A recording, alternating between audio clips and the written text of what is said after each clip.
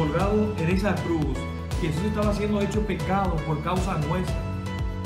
Siempre en todas mis oraciones, rogando con gozo por todos Jesús vosotros. murió en nuestro lugar. Él tomó sobre sí.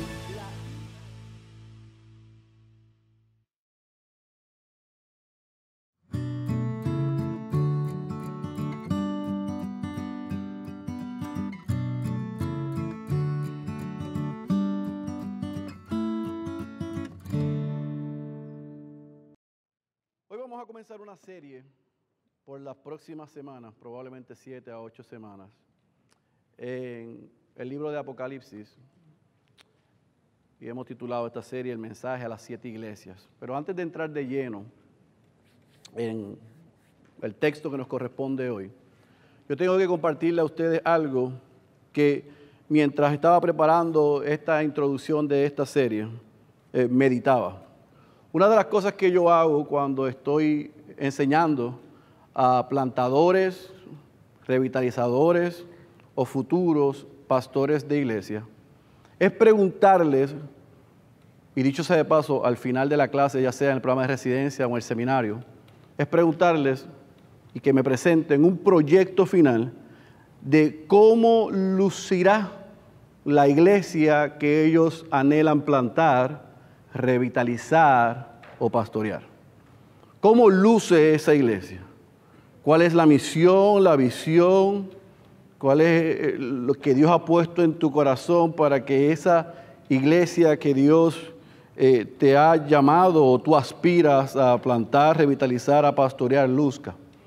Y usted se sorprendería las respuestas que yo recibo.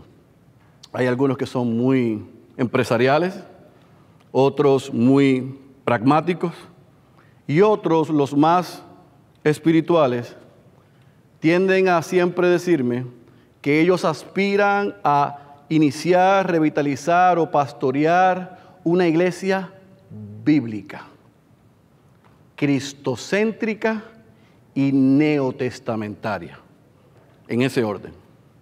Cuando yo escucho ese tipo de respuesta, le pregunto, ¿y cuál tipo de iglesia neotestamentaria tú aspiras a plantar, revitalizar o pastorear? ¿La iglesia primitiva, la de Jerusalén, que estaba llena de legalismo, que le ponían más a lo que decía y establecía la ley? ¿O la iglesia como la de Corinto, que estaba llena por la realidad de su ciudad de inmoralidad, de herejía y de excesos? ¿O la iglesia de los Gálatas, o sea, las iglesias de Galacia, que tenían influencia de falsos maestros externos? Cuando yo tiendo a responder de esa manera, se quedan sin balas. Porque una cosa es ser utópico e idealista y otra cosa es ser realista.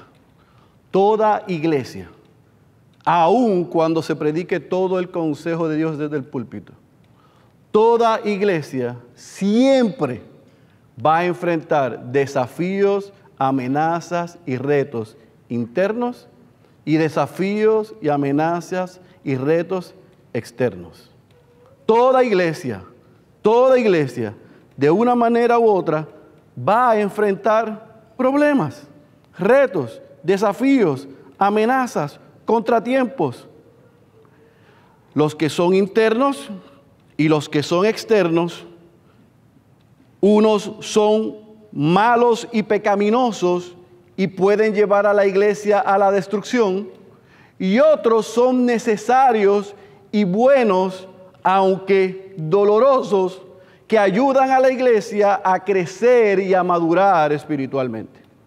Ahora uno se debe preguntar, ¿cuál es la diferencia? ¿Cómo las amenazas, los retos y los desafíos que toda iglesia va a tener, uno lo puede catalogar como malo y pecaminoso y destructivo por ende, o bueno, que produce madurez y crecimiento espiritual? La respuesta, valga la redundancia, es la respuesta de la iglesia.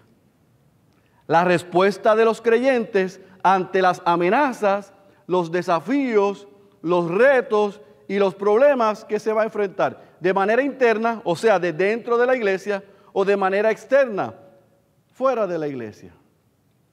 Como la iglesia, y cuando digo iglesia y por las próximas 8 semanas, no estamos hablando del edificio, estamos hablando del grupo de creyentes que se reúnen en el día específico, el primer día de la semana, bajo un liderazgo específico, a escuchar todo el consejo de Dios y a celebrar las ordenanzas. Ese grupo de creyentes que se reúne semanalmente es la iglesia.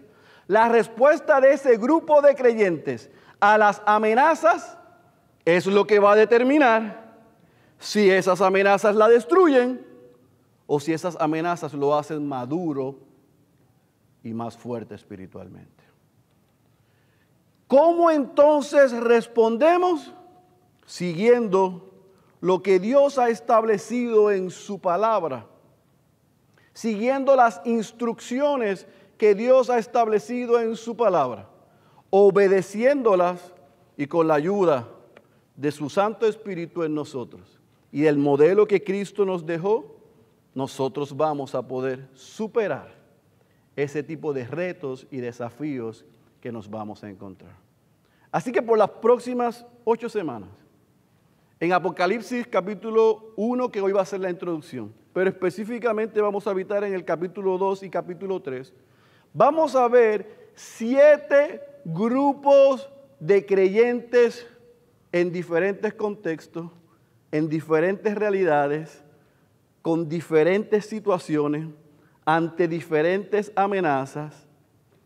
Y en cada una de ellas, el Señor, el dueño y el pastor de la iglesia, les da una instrucción. A 5 de ellas las reconoce, pero las amonesta. A 4 de ellas. A 2 de ellas las alaba y la anima. Y a una, que yo espero que no seamos nosotros, la desecha.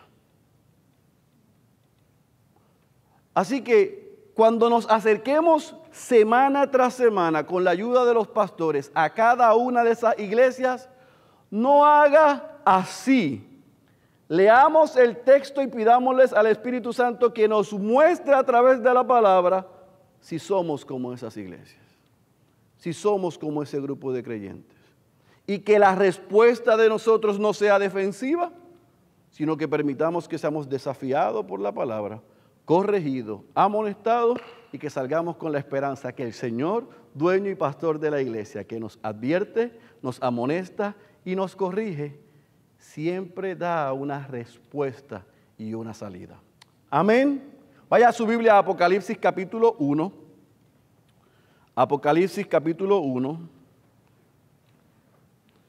Y como hacemos en cada una de las series que comenzamos y de los libros que predicamos de manera expositiva, en el primer sermón vamos a poner el contexto, tener una información que es relevante para entonces desde la semana que viene adentrarnos en la carne, en el material que tiene este texto en el capítulo 2 y capítulo 3.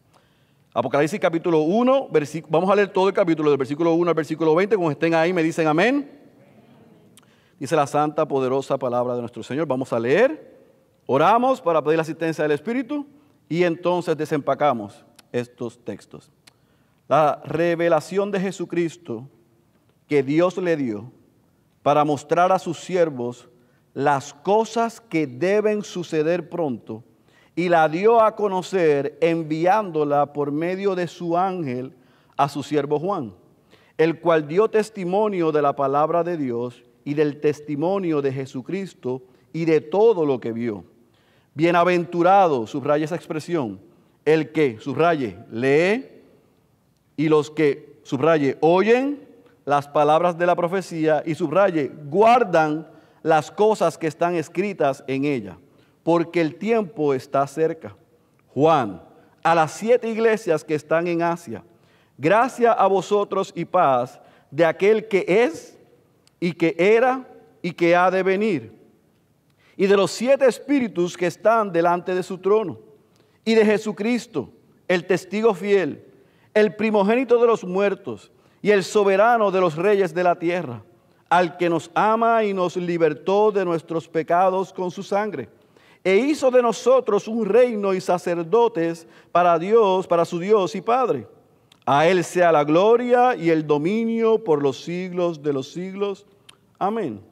He aquí viene con las nubes, y todo ojo le verá, aun los que les traspasaran, y todas las tribus de la tierra harán lamentación por él. Sí, amén. Yo soy el Alfa y el Omega, dice el Señor Dios, el que es y que era y que ha de venir, el Todopoderoso. Yo, Juan, vuestro hermano y compañero en la tribulación, en el reino y en la perseverancia en Jesús, me encontraba en la isla llamada Patmos, a causa de la palabra de Dios y del testimonio de Jesús. Estaba yo en el Espíritu, en el día del Señor, y oí detrás de mí una gran voz como sonido de trompeta, que decía: escribe en un libro lo que ves, y envíalo a las 7 iglesias, a Éfeso, Esmirna, Pérgamo, Tiatira, Sardis, Filadelfia y la Odisea. Y me volví para ver de quién era la voz que hablaba conmigo, y al volverme vi 7 candelabros de oro, y en medio de los candelabros vi a uno semejante al Hijo del Hombre, vestido con una túnica que le llegaba hasta los pies y ceñido por el pecho con un cinto de oro. Su cabeza y sus cabellos eran blancos como la blanca lana, como la nieve. Sus ojos eran como llama de fuego, sus pies semejantes al bronce bruñido cuando se le ha hecho refulgir en el horno, y a su voz como el ruido de muchas aguas. En su mano derecha tenía 7 estrellas, y de su boca salía una aguda espada de 2 filos. Su rostro era como el sol cuando brilla con toda su fuerza. Cuando le vi, caí como muerto a sus pies. Y él puso su mano derecha sobre mí, diciendo: no temas, yo soy el primero y el último, y el que vive, y estuvo muerto, y he aquí estoy vivo por los siglos de los siglos, y tengo las llaves de la muerte y del Hades. Escribe pues las cosas que has visto, y las que son, y las que han de suceder después de estas. En cuanto al misterio de las 7 estrellas que viste en mi mano derecha y de los 7 candelabros de oro, las 7 estrellas son los ángeles de las 7 iglesias, y los 7 candelabros son las 7 iglesias. Oramos. Padre, te hemos alabado, hemos orado, hemos presentado ante ti nuestros corazones. Hemos reconocido nuestros pecados. Hemos presentado nuestras peticiones y clamados por otros. Ahora nos sentamos ante la fuerza más poderosa del universo, tu palabra. Lo hacemos en actitud reverente, reconociendo el poder que hay en ella y necesitados de que tú nos hables en esta mañana. Te rogamos que a pesar del predicador, tú le hables a tu pueblo y que tu espíritu pueda predicar un mensaje mejor del que yo soy capaz en los corazones de esta tu iglesia. Si hay alguno en medio nuestro que todavía no ha reconocido a Jesucristo como Señor y Salvador, oh Dios, hoy quítale la venda de sus ojos y dale la fe para que pueda responder en arrepentimiento y en reconocimiento de Jesucristo como Señor y Salvador personal. Te lo pedimos en el nombre poderoso de Jesús. Amén, amén y amén. Antes de entrar de lleno a el autor, la audiencia, lo que estaba sucediendo, es importante que nosotros entendamos lo que significa la palabra Apocalipsis. Porque ese último libro de la Biblia es el libro que más mal utilizado y más mal fuera de contexto se ha usado por los años de la historia de la iglesia. Lamentablemente se ha usado para aterrar a la gente. Hasta películas han hecho, Left Behind. Y ustedes la han visto 2 o 3 veces por la cara. Así que cuando escuchamos Apocalipsis, en vez de infundir en nosotros aliento y esperanza, lo que infunde es terror y confusión. Sin embargo, la palabra Apocalipsis, que viene del griego apokalupsis, lo que literalmente significa es revelación, descubrimiento. Es develar, descorrer un velo para mostrar algo que está oculto, que está detrás. Eso es literalmente Apocalipsis. Y la Biblia tiene muchos pasajes apocalípticos. Literalmente hay 18 en el Nuevo Testamento. Pero este libro, en su totalidad, es una revelación. Y Apocalipsis capítulo 1, versículo 1, según acabamos de leer, nos muestra de quién es la revelación. ¿Es de quién? De Jesucristo. Fue dada por Dios a Jesucristo y este se la da a través de un ángel al profeta Juan, que la escribe y es enviada por mensajeros a estas 7 iglesias. Así que cuando nosotros nos acercamos a este libro, y no vamos a estudiar todo el libro, solamente nos vamos a enfocar en el capítulo 1 al capítulo 3, yo tengo que reconocer que aunque es una carta, porque tiene un emisor, tiene un receptor y tiene un mensaje, es un libro profético, porque vemos a Juan cumpliendo una función profética, pero también es un libro escatológico, porque anuncia cosas del fin de los tiempos. Es la revelación de Jesucristo sobre su regreso, sobre su venida, segunda venida. Así que ante ese escenario, lo que nosotros queremos hacer por las próximas 8 semanas es que al fin del día usted pueda entender que el bien va a vencer el mal, que Jesucristo va a reinar por siempre. Que nada de lo que pudo haber estado pasando en aquellas iglesias o pueda estar pasando en nuestras iglesias se sale del control soberano de Dios. Que la iglesia es de Él. Cristo es el Señor, el dueño y el pastor de su iglesia. Y Él dijo en Mateo capítulo 16 que las puertas del Hades no prevalecerían contra ella. Por lo tanto, cada iglesia en su contexto tiene retos y dificultades. Y por las próximas 8 semanas lo vamos a ver. Pero vamos a ver al Señor dueño y pastor de la iglesia corrigiendo, animando y reenfocando a que ese grupo de creyentes vivan para la gloria de Dios. Por lo tanto, nos vamos a enfocar en aquel tiempo, basado en aquellas situaciones, con las instrucciones que se le dieron, pero no podemos perder de perspectiva, y lo vamos a ver semana tras semana, que aquel mensaje para cada una de esas iglesias es un mensaje para usted y para mí. Esa revelación de Jesucristo lo que debe traer en la vida del creyente es esperanza, es gozo, no miedo. Sí vamos a ver juicio para el que desobedece y el contumaz y continúa haciéndolo a su manera. Pero para el que obedece, al que va a ser desafiado, wow, yo estoy viviendo así, pero el Espíritu me acaba de mostrar mi condición y me arrepiento, hay perdón, hay esperanza. Así que no abra la sombrilla, deje que la lluvia caiga.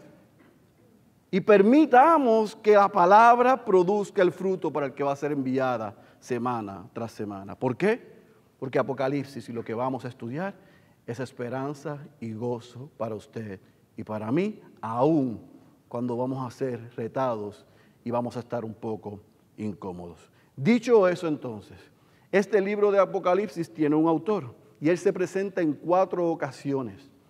Se presenta como Juan. La mayoría, casi todo el mundo, entiende que es el discípulo amado de Jesús. El autor del Evangelio según Juan, de las 3 cartas, se entiende que es el autor de Apocalipsis. ¿Por qué? Porque Apocalipsis y el Evangelio según Juan tienen la similitud que presentan a Jesús de una manera similar, valga la redundancia. ¿Cómo? Lo presentan como Cordero, lo presentan como testigo y lo presentan como el Verbo. Esa similitud hace que la mayoría entienda, aunque puede haber algunas formas literarias que puedan diferenciarse, la similitud en esa expresión y presentación de Jesús hace que la mayoría pueda entender que Juan, el apóstol Juan, el discípulo amado de Jesús, es el autor del libro de Apocalipsis. Ahora, usted tiene que entender que cuando Juan escribe esto, él vivía en la ciudad de Éfeso. Nosotros estudiamos la primera carta del apóstol Juan, la segunda carta del apóstol Juan. Y cuando él escribió primera, segunda y tercera de Juan, estaba viviendo en Éfeso. Fueron 10 años antes de esto. Pero al momento de él escribir el Apocalipsis, ya Juan no es el jovencito que vio el ministerio fue testigo de la muerte y fue testigo de la resurrección de nuestro Señor Jesucristo. Ya no es el adulto que le escribió aquellas 3 cartas a las iglesias, corrigiéndolas, animándolas, reconociendo a Gallo, exponiendo a Diótrefes. No, ya él está en las postrimerías de su vida. Dicho sea de paso, al momento de escribir era el último apóstol vivo. Por lo tanto, de la manera que él detalla lo que él recibe de Jesús, lo hace con un sentido de urgencia. Y para nosotros el estudiar y el leer esto, lo debemos ver de esa perspectiva. Él está recibiendo una revelación del mismo Jesús y la está dando a aquellas iglesias que algunos piensan que por la posición que él tenía, y si usted ve específicamente 2 y 3 de Juan, usted va a ver que él se presenta como el anciano, como el apóstol, como el pastor que estaba encima supervisando la iglesia de Éfeso y todas las demás iglesias que vamos a estudiar desde la semana que viene. Por lo tanto, en la posición que él tenía, se entiende que algunos pastores de aquellas iglesias le comenzaron a escribir o llegaron hasta Éfeso. Es que yo me siento como Robocop con tanto cable aquí. ¿Sigo? Se me olvidó lo que iba a decir. Él estaba en Éfeso, supervisando aquellas iglesias. Los pastores le dejaron saber, y en Éfeso mismo él estaba experimentando persecución. Había un momento de persecución contra los creyentes.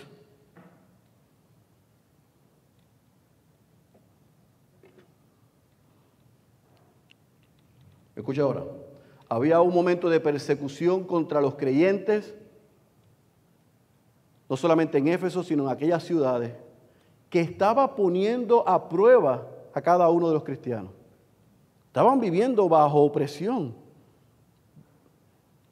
bajo seria dificultad, bajo burla. Y es en medio de ese contexto tan difícil que entonces sucede algo. Que el mismo apóstol Juan, por predicar el evangelio, por enseñar,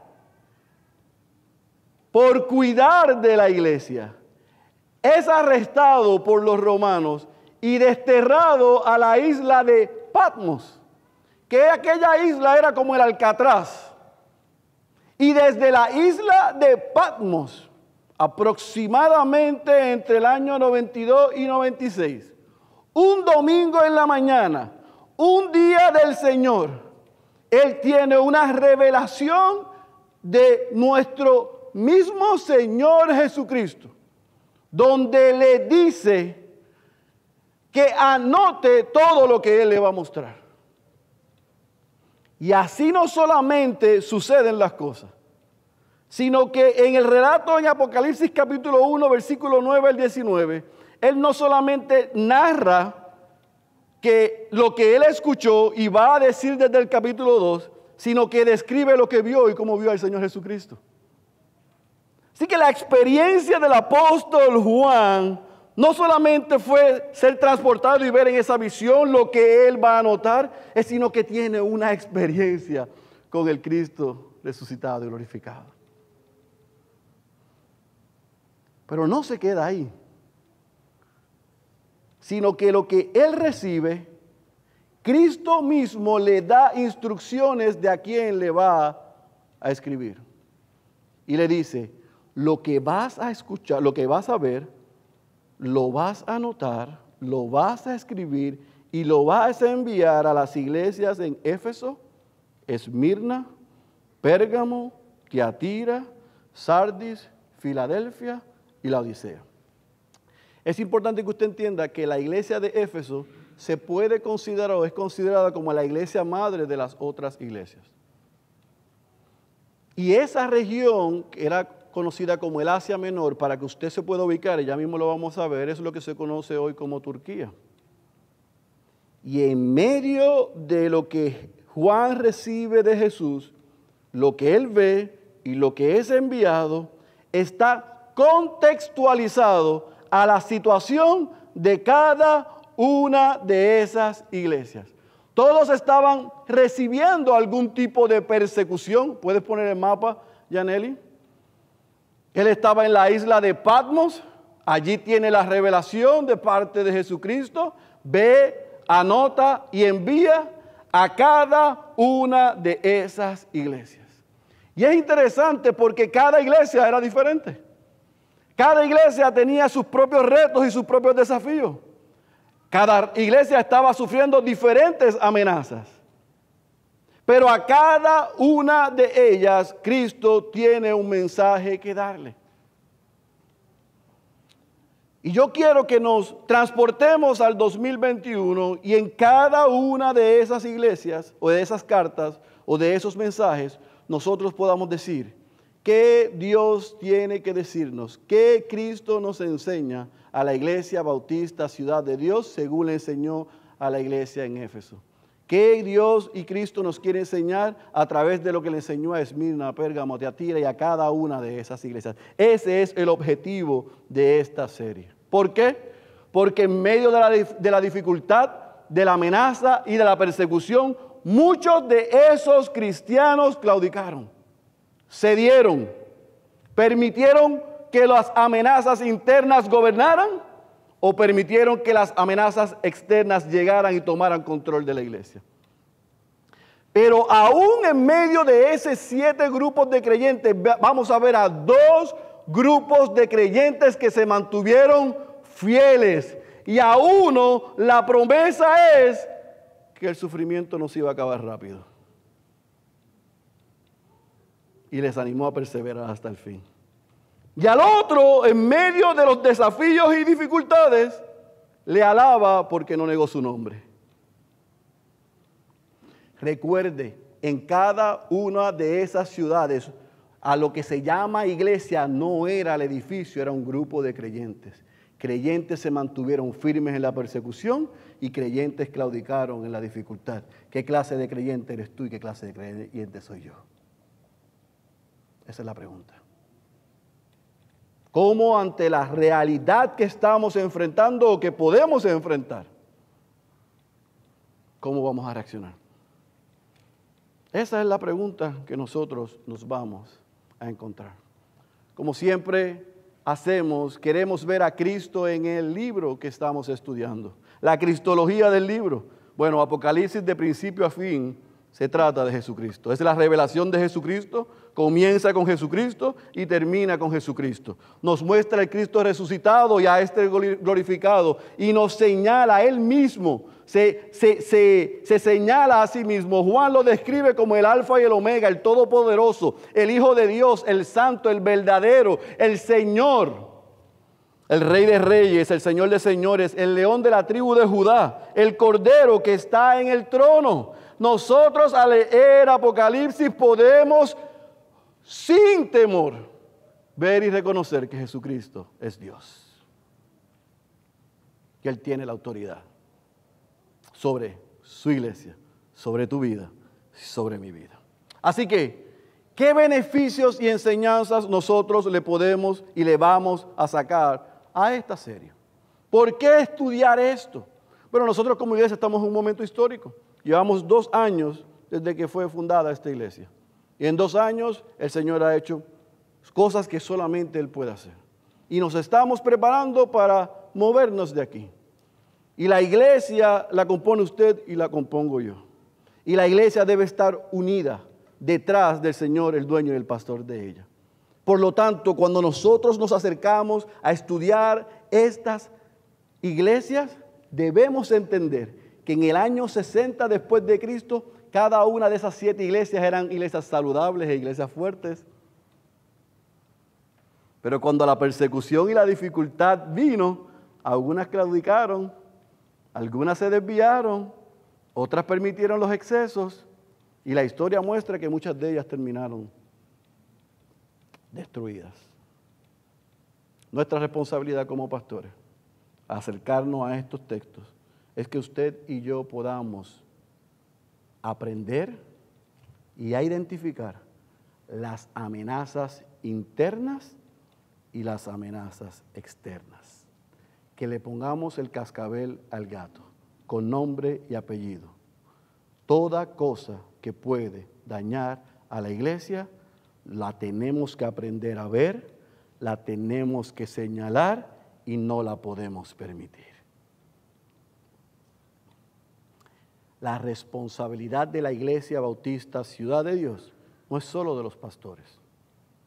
La responsabilidad de cuidar la unidad de esta iglesia es responsabilidad de todos los miembros de esta iglesia. Lo que sucedió en cada una de esas iglesias no era única y exclusivamente responsabilidad de los pastores.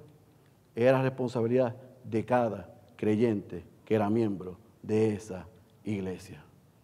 Así que cada una de esas iglesias recibió una alabanza, la mayoría de ellas, 6 de ellas. Recibió 4 de ellas una reprimenda. Pero las que recibieron la reprimenda, no solamente recibieron la reprimenda, sino que Jesús les dio la salida y la respuesta. Y no solamente le dio la respuesta y la salida, sino que le dijo lo que iba a suceder si ellos se arrepentían y obedecían las instrucciones que Él les estaba dando.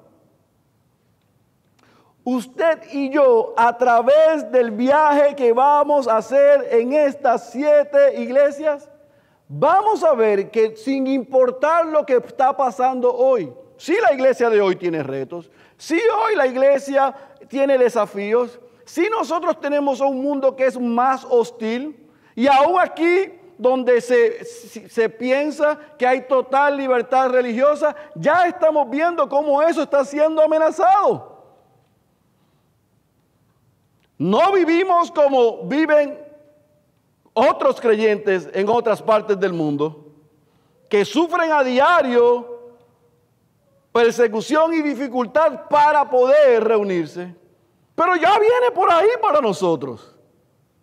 Y aun cuando venga sea externa o aún interna, porque yo me quiero mantener fiel, quiero servir a mi Señor, pero mi cónyuge, mis padres, mis hermanos, en mi trabajo, en mi lugar, se burlan de mí, me lo hacen difícil. Aun cuando tú estás experimentando cualquier tipo de dificultad, yo quiero decirte que si tú estás en Cristo, por lo que Él ha prometido en su palabra, tú estás seguro.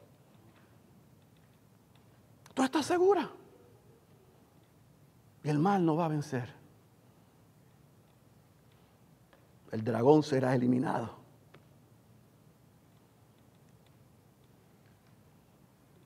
El rey seguirá en su trono. Y porque Él venció, tú y yo también venceremos. Así que, para concluir,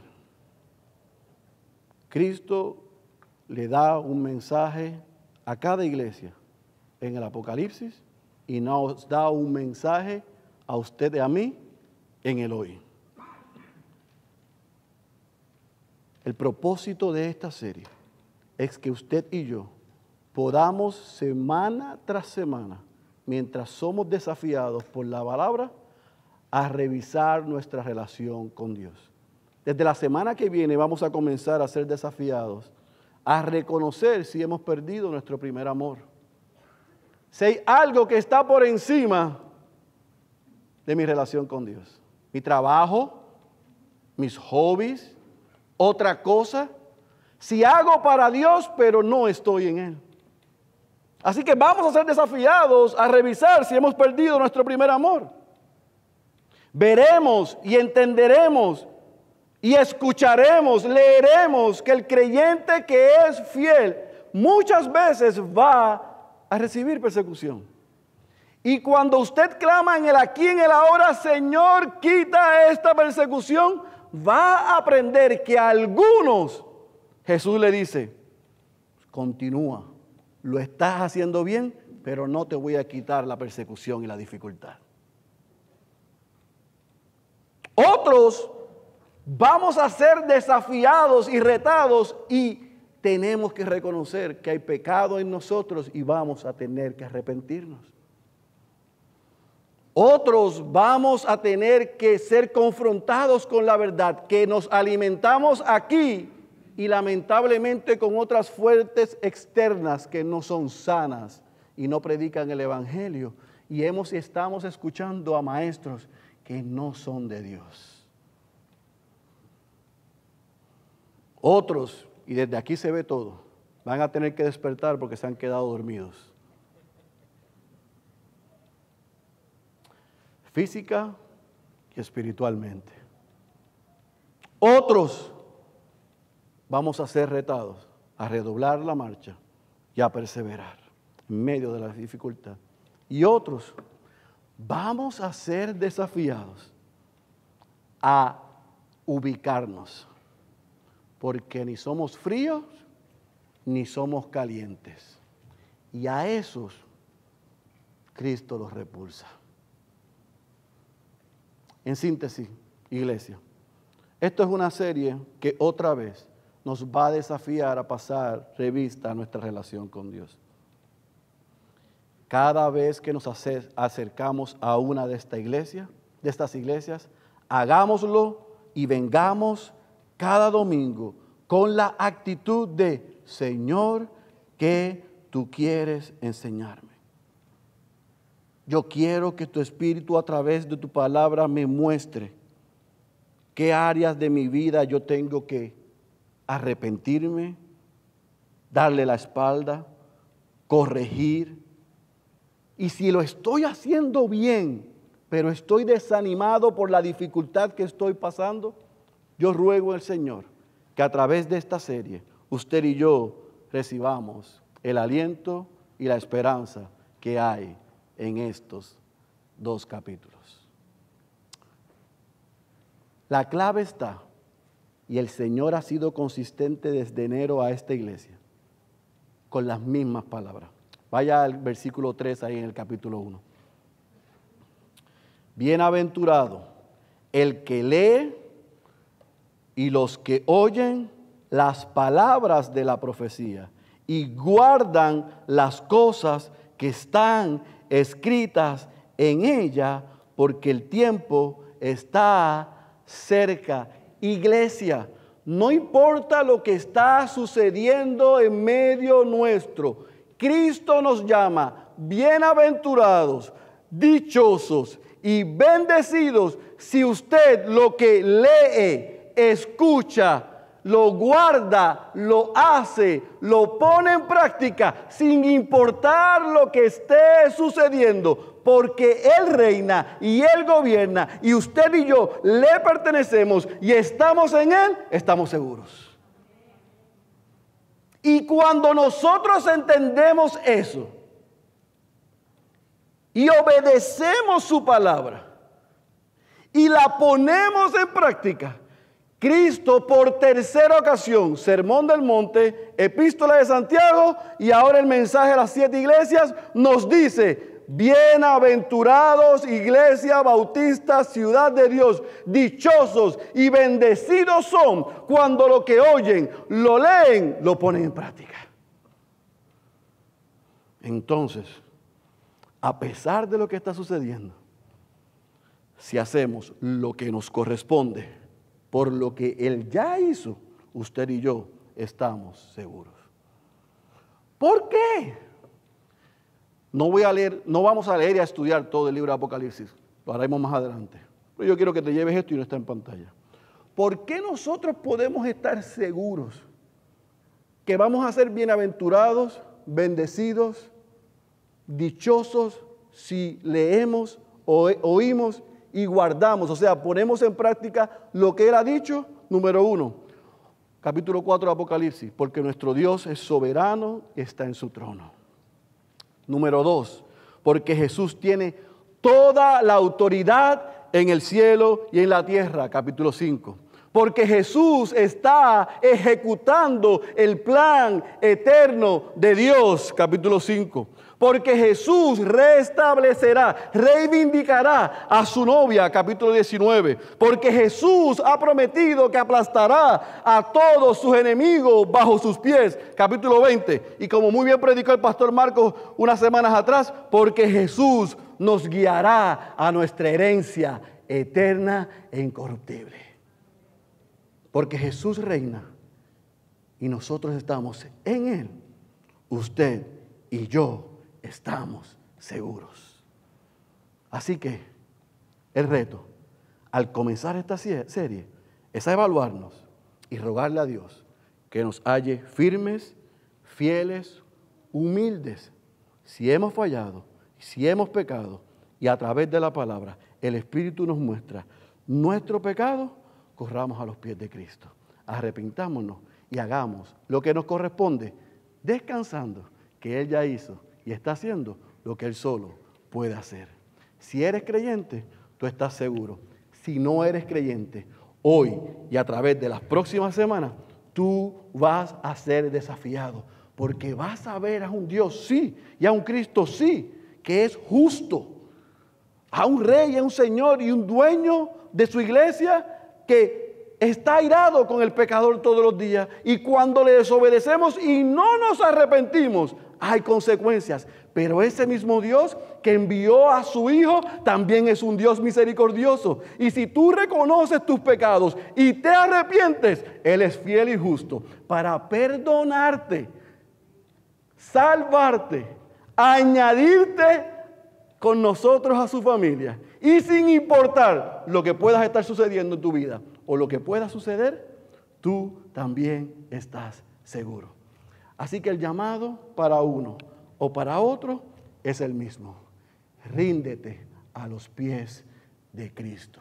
El que tenga oídos para oír, yo ruego que haya escuchado la voz de Dios. Cierre sus ojos. Padre, gracias por el poder de tu palabra.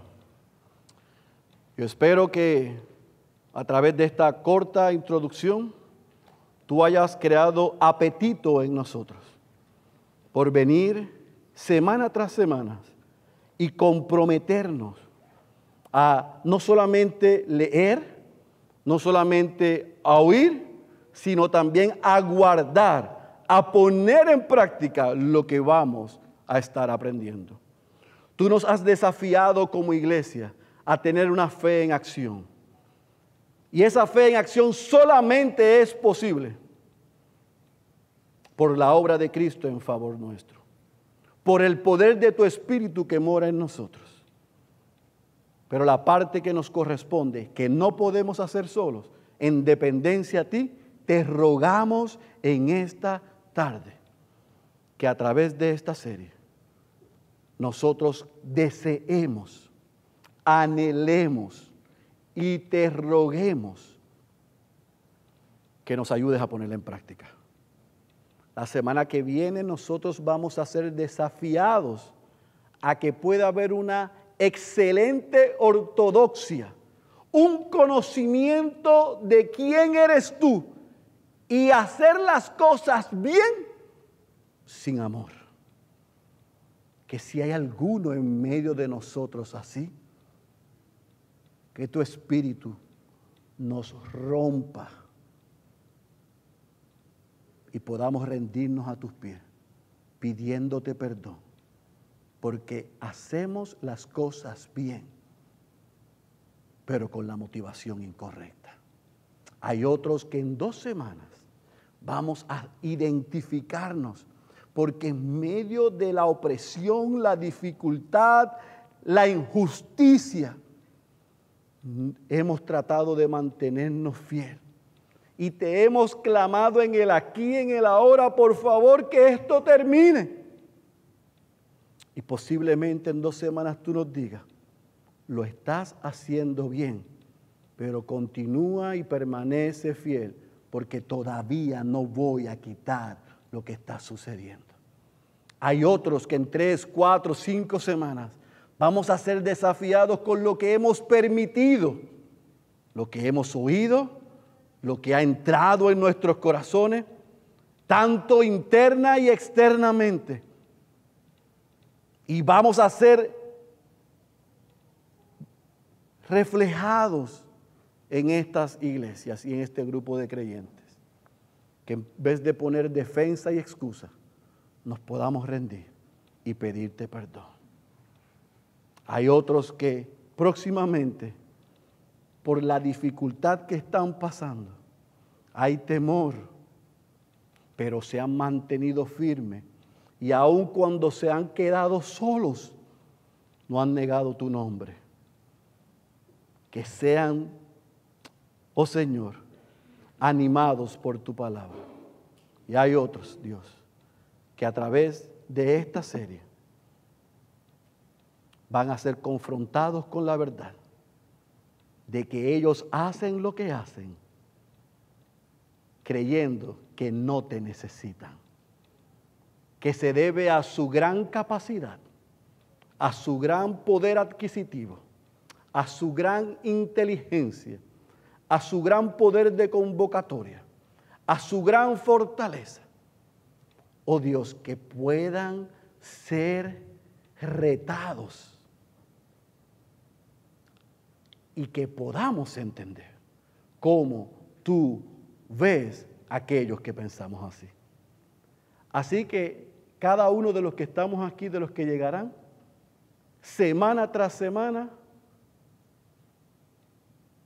vamos a poder pasar revista de nuestra condición espiritual y nuestra relación contigo, y aún nuestra relación con los demás. Nosotros confiamos como pastores de esta tu iglesia, como los albaceas, como los mayordomos de este tu rebaño, porque tú eres el pastor de esta iglesia. Que mientras nosotros somos, dentro de nuestras limitaciones, fieles al texto y predicamos tu palabra, tu espíritu lo aplica a nuestras vidas. Y que tú rompes cadenas, tú destruyes orgullo, tú sanas, tú animas, tú levantas, tú sanas, tú restauras, tú reenfocas a esta tu iglesia. Como ciudad de Dios, te necesitamos hoy más que nunca. Necesitamos tu dirección, necesitamos tu guía, necesitamos tu cuidado y necesitamos ser dependientes solamente de ti. Nosotros no podemos hacer lo que tú nos has mandado hacer separados de ti. Y es por eso que te rogamos hoy, al inicio de esta serie, por todas tus misericordias te lo rogamos, que nos hables.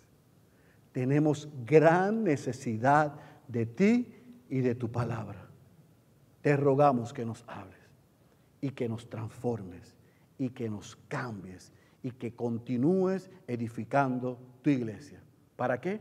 Para tu gloria y tu honra, para la exaltación de Cristo, para el crecimiento espiritual de esta iglesia y para alcanzar con tu evangelio al perdido.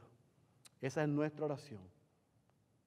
En el nombre poderoso de tu Hijo amado Jesús. Amén, amén y amén. Iglesia, esté puesto en pie.